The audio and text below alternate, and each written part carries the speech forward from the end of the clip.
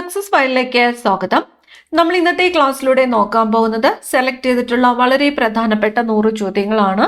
ഒരു quick revision ആണ്. Answers hide ചെയ്ത് വെച്ചിരിക്കുകയാണ്. ക്വസ്റ്റ്യൻ വായിക്കുമ്പോൾ തന്നെ നിങ്ങൾക്ക് ഉത്തരങ്ങൾ കിട്ടുന്നുണ്ടോ എന്ന് സ്വയം ഒന്ന് ചെക്ക് ചെയ്ത് നോക്കാം. അപ്പൊ നമുക്ക് സ്റ്റാർട്ട് ചെയ്യാം. ആദ്യത്തെ ചോദ്യം, കുളച്ചൽ യുദ്ധത്തിൽ പരാജയപ്പെട്ട വിദേശ ശക്തി. കുളച്ചൽ യുദ്ധത്തിൽ പരാജയപ്പെട്ട വിദേശ ശക്തി ഡച്ചുകാരാണ്. ഡച്ചുകാർ. കേരളത്തിലെ എത്ര ഔഷധ സസ്യങ്ങളെ കുറിച്ചുള്ള വിവരങ്ങളാണ് ഹോർത്തൂസ് മലബാറിക്കസിൽ പ്രതിപാദിച്ചിട്ടുള്ളത്? കേരളത്തിലെ എത്ര ഔഷധ സസ്യങ്ങളെ കുറിച്ചുള്ള വിവരങ്ങളാണ് ഹോർത്തൂസ് മലബാറിക്കസിൽ പ്രതിപാദിച്ചിട്ടുള്ളത്? 742 ആണ്. കേരളത്തിലെ 742 ഔഷധ സസ്യങ്ങളെ കുറിച്ചുള്ള വിവരങ്ങളാണ് Hortus മലബാറിക്കസിൽ പ്രതിപാദിച്ചിട്ടുള്ളത്.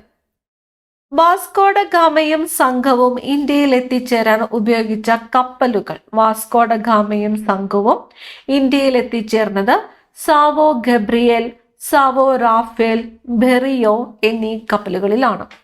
Sao Gabriel, Sao Rafael, Berrio. 3 കപ്പലുകളുടെയും പേര് ഓർമ്മിക്കണം. Sao Gabriel, Sao Rafael, Berrio. Vasco da Gama Kozhikode Kappad എന്ന സ്ഥലത്ത് എത്തിച്ചേർന്ന വർഷം. വാസ്കോഡ ഗാമ കോഴിക്കോട് കാപ്പാട് എന്ന സ്ഥലത്ത് എത്തിച്ചേർന്നത് 1498 1498 വാസ്കോഡ ഗാമ കോഴിക്കോട് കാപ്പാട് എത്തിച്ചേർന്നത്. കുളച്ചൽ യുദ്ധം നടന്ന വർഷം. കുളച്ചൽ യുദ്ധം നടന്നത് 1741 1741 കുളച്ചൽ യുദ്ധം നടന്നത്. 1741. ഹോർത്തൂസ് മലബാറിക്കസിന്റെ രചനയ്ക്ക് നേതൃത്വം നൽകിയത് ആരായിരുന്നു? ഹോർത്തൂസ് മലബാറിക്കസിന്റെ രചനയ്ക്ക് നേതൃത്വം നൽകിയത് ഹെൻറിക് വാൻഡ്രീഡ്. ഹെൻറിക് വാൻഡ്രീഡ് ആയിരുന്നു ഹോർത്തൂസ് മലബാറിക്കസിന്റെ രചനയ്ക്ക് നേതൃത്വം നൽകിയത്. Henrique Van Rheede.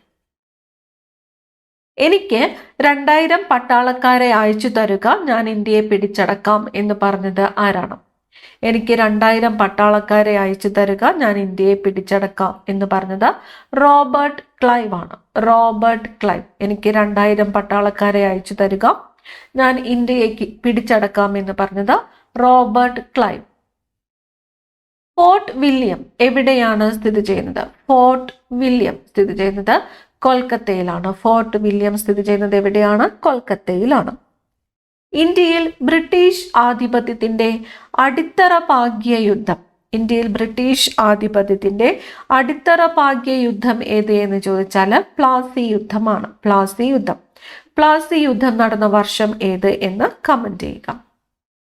അടുത്ത ചോദ്യം, ഇന്ത്യയിലെ ആദ്യത്തെ പഞ്ചവത്സര പദ്ധതി ഏത് സാമ്പത്തിക മാതൃകയെ അടിസ്ഥാനമാക്കിയുള്ളതായിരുന്നു?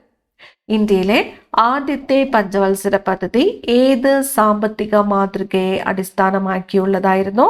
ഹരാഡ് ഡോമർ മോഡൽ. ഹരാഡ് ഡോമർ മോഡൽ അടിസ്ഥാനമാക്കിയുള്ളതായിരുന്നു ഇന്ത്യയിലെ ആദ്യത്തെ പഞ്ചവത്സര പദ്ധതി. ഇന്ത്യയുടെ ഉരുക്കു മനുഷ്യൻ, അയൺ മാൻ ഓഫ് ഇന്ത്യ എന്നറിയപ്പെടുന്നത് ആരാണ്? ഇന്ത്യയുടെ ഉരുക്കു മനുഷ്യൻ എന്നറിയപ്പെടുന്നത് സർദാർ വല്ലഭായ് പട്ടേലാണ്. സർദാർ വല്ലഭായ് പട്ടേലാണ് ഇന്ത്യയുടെ ഉരുക്കു മനുഷ്യൻ എന്ന് അറിയപ്പെടുന്നത്. സുന്ദർബൻസ് ഏതു തരം വനങ്ങൾക്ക് ഉദാഹരണമാണ്? സുന്ദർബൻസ് കണ്ടൽ വനങ്ങളാണ്. കണ്ടൽ വനങ്ങൾ. ക്വിറ്റ് ഇന്ത്യ പ്രസ്ഥാനം ആരംഭിച്ചത് ഏത് വർഷത്തിലാണ്? ക്വിറ്റ് ഇന്ത്യ പ്രസ്ഥാനം ആരംഭിച്ച വർഷം 1942. ക്വിറ്റ് ഇന്ത്യ പ്രസ്ഥാനം ആരംഭിച്ചത് ഏത് വർഷത്തിലാണ്? 1942. ഇന്ത്യയിലെ പ്രധാനപ്പെട്ട ഒരു നദീതട പദ്ധതിയായ ബക്രാനങ്കൽ ഡാം ഏത് നദിയിലാണ് നിർമ്മിച്ചിരിക്കുന്നത്? ബക്രാനങ്കൽ ഡാം നിർമ്മിച്ചിരിക്കുന്നത് സത്ലജ് നദിയിലാണ്. ബക്രാനങ്കൽ ഡാം നിർമ്മിച്ചിരിക്കുന്നത് ഏത് നദിയിലാണ്? സത്ലജ് നദിയിലാണ്. ഡ്രൈ ഡേ ആചരണം എന്തുമായി ബന്ധപ്പെട്ട ആരോഗ്യ പ്രവർത്തനമാണ്? ഡ്രൈ ഡേ ആചരണം എന്തുമായിട്ട് ബന്ധപ്പെട്ട ആരോഗ്യ പ്രവർത്തനമാണ്? കൊതുക് നശീകരണമാണ്. കൊതുക് നശീകരണവുമായിട്ട് ബന്ധപ്പെട്ടതാണ് ഡ്രൈ ഡേ ആചരണം. കാസ്ലിംഗ് എന്ന പദം ഏത് കളിയുമായി ബന്ധപ്പെട്ടിരിക്കുന്നു? കാസ്ലിംഗ് കാസ്ലിംഗ് ഏതുമായിട്ട് ബന്ധപ്പെട്ടിരിക്കുന്നു? ചെസ് ആണ്. ചെസ്സുമായിട്ട് ബന്ധപ്പെട്ടിരിക്കുന്നു കാസ്ലിംഗ് എന്ന പദം. ഛത്തീസ്ഗഡ് രൂപവൽക്കരണത്തിന് മുമ്പ് തന്നെ ഛത്തീസ്ഗഡ് മുക്തി മോർച്ച എന്ന സംഘടന രൂപവത്കരിച്ച നേതാവ് ആരാണ്? ഛത്തീസ്ഗഡ് മുക്തി മോർച്ച എന്ന സംഘടന രൂപവത്കരിച്ചത് ശങ്കർ ഗുഹാനിയോഗിയാണ്. അടുക്കളയിൽ നിന്ന് അരങ്ങത്തേക്ക് എന്ന നാടകം പുസ്തക രൂപത്തിൽ പ്രസിദ്ധീകരിച്ചപ്പോൾ അതിന് അവതാരിക എഴുതിയത് ആര്? അടുക്കളയിൽ നിന്ന് അരങ്ങത്തേക്ക് എന്ന നാടകം പുസ്തക രൂപത്തിൽ പ്രസിദ്ധീകരിച്ചപ്പോൾ അതിന് അവതാരിക എഴുതിയത് കേളപ്പൻ ആണ്. കേളപ്പൻ. അടുക്കളയിൽ നിന്ന് അരങ്ങത്തേക്ക് എന്നത് ആരുടെ കൃതിയാണ്? VT ഭട്ടതിരിപ്പാടിന്റെ കൃതിയാണ്. അവതാരിക എഴുതിയത്, പുസ്തക രൂപത്തിൽ പ്രസിദ്ധീകരിച്ചപ്പോൾ അവതാരിക എഴുതിയതാണ് കേളപ്പൻ. ശ്രീലങ്കൻ ഗാന്ധി എന്നറിയപ്പെട്ടത് ആരാണ്? ശ്രീലങ്കൻ ഗാന്ധി എന്നറിയപ്പെട്ടത് A.T. അരിയരത്നയാണ് ശ്രീലങ്കൻ ഗാന്ധി എന്ന് അറിയപ്പെട്ടത്. A.T. അരിയരത്ന. ഒന്നാം ഈഴവ മെമ്മോറിയലിന്റെ സമയത്തെ തിരുവിതാംകൂർ ദിവാൻ ആയിരുന്നത് ശങ്കര സുബ്ബയ്യർ. രണ്ടാം ഈഴവ മെമ്മോറിയലിന്റെ സമയത്തെ തിരുവിതാംകൂർ ദിവാൻ ആരായിരുന്നു? രണ്ടാം ഈഴവ മെമ്മോറിയലിന്റെ സമയത്തെ തിരുവിതാംകൂർ ദിവാൻ ആയിരുന്നത് കെ കൃഷ്ണസ്വാമി റാവു. ഏത് ഋതുവിലാണ് ഇന്ത്യയിലെ പശ്ചിമ അസ്വസ്ഥത അനുഭവപ്പെടുന്നത്? ശൈത്യകാലം. പ്രഷർ കുക്കറിന്റെ അടിസ്ഥാന തത്വം എന്താണ്? മർദ്ദം കൂടുമ്പോൾ തിളനില കൂടുന്നു എന്നതാണ് പ്രഷർ കുക്കറിന്റെ അടിസ്ഥാന തത്വം. മർദ്ദം കൂടുമ്പോൾ തിളനില കൂടുന്നു. ഓപ്പറേഷൻ ബ്ലാക്ക് ബോർഡിനെ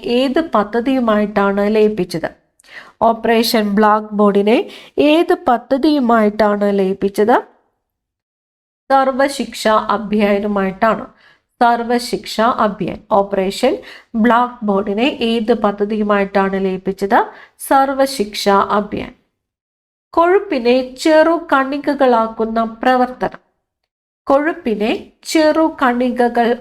പ്രവർത്തനമാണ് എമൽസിഫിക്കേഷൻ. പേര് എമൽസിഫിക്കേഷൻ. കൊഴുപ്പിനെ ചെറു കണികകളാക്കുന്ന പ്രവർത്തനമാണ് എമൽസിഫിക്കേഷൻ. 1857 വിപ്ലവത്തിന് ആറ എന്ന പ്രദേശത്ത് നേതൃത്വം നൽകിയത് കൻവർ സിംഗ് ആണ്. 1857 വിപ്ലവത്തിന് ആറ എന്ന പ്രദേശത്ത് നേതൃത്വം നൽകിയത് ആരാണ്? കൻവർ സിംഗ് ആണ്. തിരുവനന്തപുരത്തെ നിത്യഹരിത നഗരം എന്ന് വിശേഷിപ്പിച്ചത് ആര്? നിത്യഹരിത നഗരം എന്നറിയപ്പെടുന്നത് തിരുവനന്തപുരമാണ്. തിരുവനന്തപുരത്തെ അങ്ങനെ വിശേഷിപ്പിച്ചത് മഹാത്മാഗാന്ധിയാണ്. 1921 മലബാർ കലാപം ആരംഭിച്ച ഏറനാട് താലൂക്കിലെ വില്ലേജ്. മലബാർ കലാപം നടന്ന വർഷം 1921 1921 മലബാർ കലാപം ആരംഭിച്ച ഏറനാട് താലൂക്കിലെ വില്ലേജ് ഏതാണ്? പുക്കോട്ടൂർ വില്ലേജിലാണ് മലബാർ കലാപം ആരംഭിച്ചത്. ന്യൂക്ലിയസിന്റെ വലുപ്പം അളക്കുന്ന യൂണിറ്റ് ഏതാണ്? ന്യൂക്ലിയസിന്റെ വലുപ്പം അളക്കുന്ന യൂണിറ്റ് ഫെർമിയാണ്. ന്യൂക്ലിയസിന്റെ വലുപ്പം അളക്കുന്ന യൂണിറ്റ് ആണ് ഫെർമി. കേരളത്തിലെ ആദ്യത്തെ ഭരണപരിഷ്കാര കമ്മീഷൻ ചെയർമാൻ ആരായിരുന്നു? EMS നമ്പൂതിരിപ്പാടായിരുന്നു കേരളത്തിലെ ആദ്യത്തെ ഭരണപരിഷ്കാര കമ്മീഷൻ ചെയർമാൻ. കേരളത്തിലെ ആദ്യത്തെ ഭരണപരിഷ്കാര കമ്മീഷൻ നിയമിക്കപ്പെട്ട വർഷം ഏതാണ്? 1957 ആണ്. 1957 കേരളത്തിലെ ആദ്യത്തെ ഭരണപരിഷ്കാര കമ്മീഷൻ നിയമിക്കപ്പെട്ടത്. 1957. അടുത്ത ചോദ്യം, കേരളത്തിൽ ഏത് ഉടമ്പടിയോടെയാണ് ഡച്ചുകാരുടെ രാഷ്ട്രീയ വാണിജ്യ മേധാവിത്വത്തിന് തിരശീല വീണത്? ഏത് ഉടമ്പടിയോടെയാണ് കേരള തീരത്ത് ഡച്ചുകാരുടെ രാഷ്ട്രീയ വാണിജ്യ മേധാവിത്വത്തിന് തിരശ്ശീല വീണത്? മാവേലിക്കര ഉടമ്പടിയോടുകൂടിയാണ്. 1753 മാവേലിക്കര ഉടമ്പടിയോടുകൂടിയാണ് കേരള തീരത്ത് ഡച്ചുകാരുടെ രാഷ്ട്രീയ വാണിജ്യ മേധാവിത്വത്തിന് തിരശ്ശീല വീണത്. മാവേലിക്കര ഉടമ്പടി നടന്ന വർഷം 1753. ലോകത്ത് ഏറ്റവും കൂടുതൽ കണ്ടൽ വനമുള്ള രാജ്യം ഏതാണ്? ലോകത്തെ ഏറ്റവും കൂടുതൽ കണ്ടൽ വനങ്ങളുള്ള രാജ്യം ഇന്തോനേഷ്യയാണ്. മൂർത്തി ദേവി അവാർഡ് നേടിയ ആദ്യ മലയാളി സാഹിത്യകാരൻ? മൂർത്തി ദേവി അവാർഡ് നേടിയ ആദ്യത്തെ മലയാളി സാഹിത്യകാരനാണ് അക്കിത്തം അച്യുതൻ നമ്പൂതിരിപ്പാട്. പൊതുസ്ഥലങ്ങളിൽ പുകവലി നിരോധിച്ചത് ഭരണഘടനയുടെ ഏത് അനുച്ഛേദ പ്രകാരമാണ്? പൊതുസ്ഥലങ്ങളിൽ പുകവലി നിരോധിച്ചത് ഭരണഘടനയുടെ ഏത് അനുച്ഛേദ പ്രകാരമാണ്? അനുച്ഛേദം 21. അനുച്ഛേദം 21 പ്രകാരമാണ് പൊതുസ്ഥലങ്ങളിൽ എന്ത് നിരോധിച്ചത്? പുകവലി നിരോധിച്ചത്. അനുച്ഛേദം 21. ഓസോൺ പാളിയുടെ നാശത്തിന് കാരണമാകുന്ന മേഘങ്ങൾ ഏതാണ്? ഓസോൺ പാളിയുടെ നാശത്തിന് കാരണമാകുന്ന മേഘങ്ങളാണ് നാക്രിയസ് മേഘങ്ങൾ. ഓസോൺ പാളിയുടെ നാശത്തിന് കാരണമാകുന്ന മേഘങ്ങൾ അറിയപ്പെടുന്നത് നാക്രിയസ് മേഘങ്ങൾ എന്നാണ്. ശക്തിയുടെ കവി എന്നറിയപ്പെട്ടത് ആരാണ്? ശക്തിയുടെ കവി ആരാണ്? ഇടശ്ശേരി ഗോവിന്ദൻ നായരാണ് ശക്തിയുടെ കവി എന്ന് അറിയപ്പെട്ടത്. ഇന്ത്യയിലെ ഏറ്റവും വലിയ ന്യൂസ് ഏജൻസി ഏതാണ്? ഇന്ത്യയിലെ ഏറ്റവും വലിയ news agency press trust of ഇന്ത്യയാണ്. ഇന്ത്യയിലെ ഏറ്റവും വലിയ ന്യൂസ് ഏജൻസി. മണ്ടരി രോഗം ബാധിക്കുന്നത് തെങ്ങിനെയാണ്. മലയാളിയായ അമ്മു സ്വാമിനാഥൻ തമിഴ്നാട്ടിലെ ഏത് മണ്ഡലത്തെ പ്രതിനിധാനം ചെയ്താണ് ലോകസഭാംഗമായത്? മലയാളിയായ അമ്മു സ്വാമിനാഥൻ തമിഴ്നാട്ടിലെ ഏത് മണ്ഡലത്തെ പ്രതിനിധാനം ചെയ്താണ് ലോകസഭാംഗമായത്? ദിണ്ടിഗലിനെ പ്രതിനിധാനം ചെയ്താണ് ലോകസഭാംഗമായത്. ആരാണ്? മലയാളിയായ അമ്മു സ്വാമിനാഥൻ. ഇത്തിരി നേരം പോക്ക് ഇത്തിരി ദർശനം എന്ന കാർട്ടൂൺ സമാഹാരം ആരുടേതാണ്? ഇത്തിരി നേരം പോക്ക് ഇത്തിരി ദർശനം എന്ന കാർട്ടൂൺ സമാഹാരം ആരുടേതാണ്? OV വിജയൻ. രാത്രിയിൽ ഇലകൾ പുറപ്പെടുവിക്കുന്ന വാതകമേത്? ഇലകൾ പുറത്തുവിടുന്ന വാതകമേതാണ്? കാർബൺ ഡൈ ഓക്സൈഡ് ആണ്. രാത്രിയിൽ ഇലകൾ പുറത്തുവിടുന്ന വാതകം ഏതാണ്? കാർബൺ ഡൈ ഓക്സൈഡ് ആണ്. ഹാസ്തിയോ ബാങ്കോ അണക്കെട്ട് ഏത് സംസ്ഥാനത്താണ്? അണക്കെട്ടിന്റെ പേര് ഹാസ്തിയോ ബാങ്കോ അണക്കെട്ട് സ്ഥിതി ചെയ്യുന്നത് ഛത്തീസ്ഗഡിലാണ്. ഹാസ്തിയോ ബാങ്കോ അണക്കെട്ട് സ്ഥിതി ചെയ്യുന്നത് ഏത് സംസ്ഥാനത്താണ്? ഛത്തീസ്ഗഡ്. പ്രമേഹം കാരണമുണ്ടാകുന്ന നേത്രരോഗമാണ് ഡയബറ്റിക് റെറ്റിനോപ്പതി. പ്രമേഹം കാരണമുണ്ടാകുന്ന നേത്രരോഗം ഏതാണ്? Diabetic retinopathy. ബോമാൻസ് ക്യാപ്സൂൾ ശരീരത്തിലെ ഏത് അവയവവുമായി ബന്ധപ്പെട്ടിരിക്കുന്നു? ബോമാൻസ് ക്യാപ്സൂൾ വൃക്കയുമായിട്ട് ബന്ധപ്പെട്ടിരിക്കുന്നു. Bowman's capsule. രക്തസമ്മർദ്ദം അളക്കുവാൻ ഉപയോഗിക്കുന്ന ഉപകരണമായ സ്ഫിഗ്മോമാനോമീറ്റർ കണ്ടുപിടിച്ചത് ആര്? രക്തസമ്മർദ്ദം അളക്കുവാൻ ഉപയോഗിക്കുന്ന ഉപകരണം ഏതാണ്? സ്ഫിഗ്മോമാനോമീറ്റർ കണ്ടുപിടിച്ചത് ആരാണ്? ജൂലിയസ് ഹാരിസൺ ആണ്. ജൂലിയസ് ഹാരിസൺ ആണ് സ്ഫിഗ്മോമാനോമീറ്റർ കണ്ടുപിടിച്ചത്. സ്ഫിഗ്മോമാനോമീറ്റർ എന്തിനു വേണ്ടിയിട്ടുള്ളതാണ്? രക്തസമ്മർദ്ദം അളക്കുന്നതിന് ഉപയോഗിക്കുന്ന ഉപകരണമാണ് സ്ഫിഗ്മോമാനോമീറ്റർ. കണ്ടുപിടിച്ചത് ജൂലിയസ് ഹാരിസൺ. മനുഷ്യ ശരീരത്തിൽ അർബുദം ബാധിക്കാത്ത അവയവം ഏത്? മനുഷ്യ ശരീരത്തിൽ അർബുദം ബാധിക്കാത്തത് ഹൃദയമാണ്. ത്വക്കിന് നിറം നൽകുന്ന വർണ്ണവസ്തുവായ മെലാനിന്റെ അപര്യാപ്തത മൂലമുണ്ടാകുന്ന രോഗം. ത്വക്കിന് നിറം നൽകുന്ന വർണ്ണവസ്തുവാണ് മെലാനിൻ. മെലാനിന്റെ അപര്യാപ്തത മൂലമുണ്ടാകുന്ന രോഗമാണ് ആൽബനിസം. ആൽബനിസം ഉണ്ടാകുന്നത് മെലാനിന്റെ അപര്യാപ്തത മൂലമാണ്. മധ്യകർണത്തിൽ കാണപ്പെടുന്ന ഏത് അസ്ഥിയാണ് ചുറ്റിക്കയുടെ ആകൃതിയിലുള്ളത്? മധ്യകർണത്തിൽ കാണപ്പെടുന്ന ഏത് അസ്ഥിയാണ് ചുറ്റിക്കയുടെ ആകൃതിയിലുള്ളത്? മാലിയസ് ആണ്. മാലിയസ്. വിഷമദൃഷ്ടി പരിഹരിക്കുന്നതിന് ഉപയോഗിക്കുന്ന ലെൻസ് ഏതാണ്? വിഷമദൃഷ്ടി പരിഹരിക്കുന്നതിന് ഉപയോഗിക്കുന്നത് സിലിണ്ടറിക്കൽ ലെൻസ് ആണ്. Cylindrical lens. കോശത്തിന്റെ പവർ ഹൗസ് എന്നറിയപ്പെടുന്ന ഭാഗം.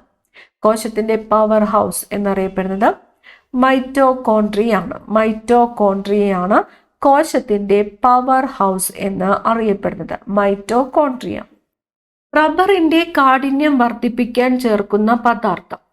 റബ്ബറിന്റെ കാഠിന്യം വർദ്ധിപ്പിക്കുവാൻ ചേർക്കുന്ന പദാർത്ഥമാണ് സൾഫർ. സൾഫർ. കൃത്രിമ പേസ് മേക്കർ കണ്ടുപിടിച്ചത് ആരാണ്? കൃത്രിമ പേസ് മേക്കർ കണ്ടുപിടിച്ചത് വിൽസൺ ഗ്രേറ്റ് ബാച്ച് ആണ്. കൃത്രിമ പേസ് മേക്കർ കണ്ടുപിടിച്ചത് ആരാണ്? Wilson Greatbatch. Wilson Greatbatch. മേഘങ്ങളുടെ ചലനദിശയും വേഗവും അളക്കാൻ ഉപയോഗിക്കുന്ന ഉപകരണം. മേഘങ്ങളുടെ ചലനദിശയും വേഗവും അളക്കാൻ ഉപയോഗിക്കുന്ന ഉപകരണമാണ് നെഫോസ്കോപ്പ്. നെഫോസ്കോപ്പ്. നെഫോസ്കോപ്പ് എന്തിനു വേണ്ടിയിട്ട് ഉപയോഗിക്കുന്നു? മേഘങ്ങളുടെ ചലനദിശയും വേഗവും അളക്കാൻ ഉപയോഗിക്കുന്നു നെഫോസ്കോപ്പ്. ഹോർത്തൂസ് മലബാറിക്കസിനായി ആരെഴുതിയ പ്രസ്താവനയാണ് അച്ചടിക്കപ്പെട്ട ആദ്യ മലയാള രചനയായിട്ട് കണക്കാക്കപ്പെടുന്നത്? ഇട്ടി അച്യുതൻ. ഹോർത്തൂസ് മലബാറിക്കസിനായിട്ട് ഇട്ടി അച്യുതൻ എഴുതിയ രചനയാണ് അച്ചടിക്കപ്പെട്ട ആദ്യത്തെ മലയാള രചനയായിട്ട് കണക്കാക്കുന്നത്. ഇട്ടി അച്യുതൻ. ദിഗ് ബോയിൽ എണ്ണ ശുദ്ധീകരണശാല ആരംഭിച്ച വർഷം. ആസാമില് ദിഗ് ബോയില് എണ്ണ ശുദ്ധീകരണശാല ആരംഭിച്ചത് 1901 1901. സോണാറിൽ ഉപയോഗിക്കുന്ന ശബ്ദ തരംഗം ഏതാണ്? സോണാറിൽ ഉപയോഗിക്കുന്ന ശബ്ദ തരംഗം അൾട്രാസൗണ്ട് ആണ്. സോണാറിൽ ഉപയോഗിക്കുന്ന ശബ്ദ തരംഗം ഏതാണ്? അൾട്രാസൗണ്ട്. വിദ്യാലയം എന്ന പ്രസിദ്ധീകരണം ആരംഭിച്ച സാമൂഹിക പരിഷ്കർത്താവ്. വിദ്യാലയം പ്രസിദ്ധീകരണത്തിന്റെ പേര് വിദ്യാലയം ആരംഭിച്ചത് മൂർക്കോത്ത് കുമാരനാണ്. മൂർക്കോത്ത് കുമാരൻ. മന്നത്ത് പത്മനാഭന്റെ ആത്മകഥയുടെ പേര്. മന്നത്ത് പത്മനാഭന്റെ ആത്മകഥയുടെ പേരാണ് എന്റെ ജീവിത സ്മരണകൾ. എന്റെ ജീവിത സ്മരണകൾ. മന്നത്ത് പത്മനാഭന്റെ ആത്മകഥയുടെ പേരാണ് എന്റെ ജീവിത സ്മരണകൾ. സൂര്യപ്രകാശം 7 വർണ്ണങ്ങളായി മാറുന്ന പ്രതിഭാസം. സൂര്യപ്രകാശം 7 വർണ്ണങ്ങളായി മാറുന്ന പ്രതിഭാസമാണ് പ്രകീർണനം. പ്രതിഭാസത്തിന്റെ പേര് പ്രകീർണനം. അറിവ് ശക്തിയാണ് അജ്ഞത മരണവും എന്ന് പറഞ്ഞത് ആര്? അറിവ് ശക്തിയാണ് അജ്ഞത മരണവും എന്ന് പറഞ്ഞത് സ്വാമി വിവേകാനന്ദനാണ്. സ്വാമി വിവേകാനന്ദൻ. കായിക കേരളത്തിന്റെ പിതാവ് ഗോദവർമ്മ രാജ. കായിക കേരളത്തിന്റെ പിതാവ് എന്നറിയപ്പെടുന്നത് ആരാണ്? ഗോദവർമ്മ രാജ. സ്വാതന്ത്ര്യ സമരവുമായി ബന്ധപ്പെട്ട് മലബാറിലെ കാർഷിക കലാപങ്ങളെ കുറിച്ച് അന്വേഷിക്കാൻ നിയോഗിക്കപ്പെട്ട കളക്ടർ. സ്വാതന്ത്ര്യ സമരവുമായിട്ട് ബന്ധപ്പെട്ട് മലബാറിലെ കാർഷിക കലാപങ്ങളെ കുറിച്ച് അന്വേഷിക്കാൻ നിയോഗിക്കപ്പെട്ട കളക്ടറാണ് വില്യം ലോഗൺ. William Logan. പരിസ്ഥിതി വ്യവസ്ഥയിലെ ത്രിമൂർത്തികൾ എന്നറിയപ്പെടുന്നത് ഉൽപാദകർ, ഉപഭോക്താക്കൾ, വിഘാടകർ. പരിസ്ഥിതി വ്യവസ്ഥയിലെ ത്രിമൂർത്തികൾ എന്നറിയപ്പെടുന്നത് ഉൽപാദകർ, ഉപഭോക്താക്കൾ, വിഘാടകർ. സൈലന്റ് സ്പ്രിംഗ് പ്രസിദ്ധീകൃതമായ വർഷം. സൈലന്റ് സ്പ്രിംഗ് പ്രസിദ്ധീകൃതമായത് 1962. സൈലന്റ് സ്പ്രിംഗ് പ്രസിദ്ധീകൃതമായ വർഷം 1962. ഇന്ത്യൻ ഭരണഘടനയുടെ 8ാം ഷെഡ്യൂളിൽ എത്ര ഭാഷകളാണ് അംഗീകരിച്ചിട്ടുള്ളത്? ഇന്ത്യൻ ഭരണഘടനയുടെ എത്രാമത്തെ ഷെഡ്യൂളിലാണ്? 8ാമത്തെ ഷെഡ്യൂളിൽ. 8ാമത്തെ ഷെഡ്യൂളിൽ 22 ഭാഷകളാണ് അംഗീകരിച്ചിട്ടുള്ളത്. ഭാഷകൾ എത്രാമത്തെ ഷെഡ്യൂളിലാണ്? 8ാമത്തെ ഷെഡ്യൂളിലാണ്. 22 ഭാഷകളാണ് അംഗീകരിച്ചിട്ടുള്ളത്. ഇന്ത്യൻ ഭരണഘടനയിൽ മൗലിക കർത്തവ്യങ്ങൾ കൂട്ടിച്ചേർത്തത് ഏത് ഭേദഗതിയിലൂടെയാണ്? ഇന്ത്യൻ ഭരണഘടനയിൽ മൗലിക കർത്തവ്യങ്ങൾ കൂട്ടിച്ചേർത്തത് 42ാമത്തെ ഭേദഗതിയിലൂടെയാണ്. 42ാം ഭേദഗതി. ഇന്ത്യയിൽ ഹൈക്കോടതി ജഡ്ജിയായി നിയമിക്കപ്പെട്ട ആദ്യത്തെ വനിത ആര്? ഇന്ത്യയിൽ ഹൈക്കോടതി ജഡ്ജിയായിട്ട് നിയമിക്കപ്പെട്ട ആദ്യ വനിതയാണ് അന്നാ ചാണ്ടി ഇന്ത്യയിൽ ഹൈക്കോടതി ജഡ്ജിയായി നിയമിക്കപ്പെട്ട ആദ്യത്തെ വനിതയാണ് അന്നാ ചാണ്ടി. ഇന്ത്യൻ പാർലമെന്റ് 2 സമ്മേളനങ്ങൾക്കിടയിൽ അനുവദനീയമായ ഏറ്റവും കൂടിയ ഇടവേള എത്രയാണ്? 6 മാസമാണ്. ഇന്ത്യൻ പാർലമെന്റിന്റെ 2 സമ്മേളനങ്ങൾക്കിടയിൽ അനുവദനീയമായ ഏറ്റവും കൂടിയ ഇടവേള എന്ന് പറയുന്നത് 6 മാസമാണ്. ഇന്ത്യൻ ഭരണഘടനയുടെ ആമുഖം ഭേദഗതി ചെയ്തത് ഏത് ഭേദഗതിയിലൂടെയാണ്? ഇന്ത്യൻ ഭരണഘടനയുടെ ആമുഖം 42ാം ഭേദഗതി നിയമപ്രകാരമാണ്. 1976 42ാം ഭേദഗതി പ്രകാരമാണ് ഇന്ത്യൻ ഭരണഘടനയുടെ ആമുഖം ഭേദഗതി ചെയ്തത്. ഒരു സംസ്ഥാനത്തിന്റെ ഗവർണറായി നിയമിക്കപ്പെടുന്നതിനുള്ള കുറഞ്ഞ പ്രായപരിധി എത്രയാണ്? ഒരു സംസ്ഥാനത്തിന്റെ ഗവർണറായി നിയമിക്കപ്പെടുന്നതിനുള്ള കുറഞ്ഞ പ്രായപരിധി 35 വയസ്സാണ്. 35 വയസ്സ്. കേരളത്തിന്റെ ഔദ്യോഗിക പക്ഷി ഏതാണ്? കേരളത്തിന്റെ ഔദ്യോഗിക പക്ഷി മലമുഴക്കി വേഴാമ്പലാണ്. കേരളത്തിന്റെ ഔദ്യോഗിക പക്ഷി ഏതാണ്? മലമുഴക്കി വേഴാമ്പൽ. കേരളത്തിലെ ആദ്യത്തെ IT പാർക്ക് ഏതാണ്? കേരളത്തിലെ ആദ്യത്തെ IT പാർക്ക് ടെക്നോ പാർക്കാണ്. തിരുവനന്തപുരത്ത് ടെക്നോ പാർക്ക്. ഇന്ത്യയിലെ ഏറ്റവും കൂടുതൽ ജനസംഖ്യയുള്ള സംസ്ഥാനം ഉത്തർപ്രദേശാണ്. ഉത്തർപ്രദേശ്. ഭഗത് സിംഗ് കൊല്ലപ്പെട്ട വർഷം. ഭഗത് സിംഗ് കൊല്ലപ്പെട്ടത് 1931. ഭഗത് സിംഗ് കൊല്ലപ്പെട്ട വർഷം 1931. വൈക്കം സത്യാഗ്രഹം നടന്നത് എപ്പോൾ? വൈക്കം സത്യാഗ്രഹം നടന്നത് എപ്പോൾ? 1924. 1924 വൈക്കം സത്യാഗ്രഹം നടന്നത്. 1924. കേരളത്തിലെ ഏറ്റവും വലിയ നദി ഏതാണ്? കേരളത്തിലെ ഏറ്റവും വലിയ നദി പെരിയാറാണ്. പെരിയാർ. ഇന്ത്യ ഒരു റിപ്പബ്ലിക്കായി പ്രഖ്യാപിക്കപ്പെട്ടത് എപ്പോഴാണ്? ഇന്ത്യ ഒരു റിപ്പബ്ലിക്കായിട്ട് പ്രഖ്യാപിക്കപ്പെട്ടത് ജനുവരി 26, 1950. 1950 ജനുവരി 26 ഇന്ത്യ ഒരു റിപ്പബ്ലിക്കായിട്ട് പ്രഖ്യാപിക്കപ്പെട്ടത്. ഭരണഘടനയുടെ ഡ്രാഫ്റ്റിംഗ് കമ്മിറ്റി ചെയർമാൻ ആരായിരുന്നു? ഭരണഘടനയുടെ drafting committee chairman BR Ambedkar. ഭരണഘടനയുടെ ഡ്രാഫ്റ്റിംഗ് കമ്മിറ്റി ചെയർമാൻ ആരായിരുന്നു? BR അംബേദ്കർ. രക്തത്തിന്റെ ചുവപ്പ് നിറത്തിന് കാരണം ചുവപ്പ് നിറം നൽകുന്നത് ഹീമോഗ്ലോബിൻ ആണ്. ഹീമോഗ്ലോബിൻ. മനുഷ്യ ശരീരത്തിലെ ഏറ്റവും വലിയ അവയവം ഏതാണ്? ഏറ്റവും വലിയ അവയവം ത്വക്കാണ്. ഏറ്റവും വലിയ അവയവം ഏതാണ്? ത്വക്ക്. 2025 യൂണിയൻ ബജറ്റ് അവതരിപ്പിച്ചത് ആരാണ്? 2025 യൂണിയൻ ബജറ്റ് അവതരിപ്പിച്ചത് നിർമ്മല സീതാരാമനാണ്. നിർമ്മല സീതാരാമൻ. ബാലവേല ഉപയോഗിച്ചിട്ടില്ലാത്ത ഉൽപ്പന്നങ്ങൾക്ക് നൽകുന്ന ഗുണമേന്മ മുദ്ര മാർക്ക്. റേഷൻ കാർഡുമായി ബന്ധപ്പെട്ട പരാതികൾ പരിഹരിക്കുന്നതിനായി സിവിൽ സപ്ലൈസ് വകുപ്പ് ആരംഭിച്ച പദ്ധതിയാണ് തെളിമ. എന്തുമായിട്ട് ബന്ധപ്പെട്ടത്? റേഷൻ കാർഡുമായി ബന്ധപ്പെട്ട പരാതികൾ പരിഹരിക്കുന്നതിനായിട്ട് സിവിൽ സപ്ലൈസ് വകുപ്പ് ആരംഭിച്ച പദ്ധതിയാണ് തെളിമ. ഇന്ത്യയിലെ ആദ്യ സമ്പൂർണ്ണ കേൾവി സൗഹൃദ സംസ്ഥാനം കേരളമാണ്. ഇന്ത്യയിലെ ആദ്യത്തെ സമ്പൂർണ്ണ കേൾവി സൗഹൃദ സംസ്ഥാനം കേരളം. ഇന്ത്യയിലെ ഏറ്റവും ചെറിയ കേന്ദ്ര ഭരണ പ്രദേശം ഏതാണ്? ലക്ഷദ്വീപാണ്. ഇന്ത്യയിലെ ഏറ്റവും ചെറിയ കേന്ദ്ര ഭരണ പ്രദേശം ലക്ഷദ്വീപ്. ഹിമാലയൻ നദികളിൽ ഏറ്റവും കൂടുതൽ ജലം വഹിക്കുന്ന നദി ഏതാണ്? ബ്രഹ്മപുത്ര നദിയാണ്. ബ്രഹ്മപുത്ര.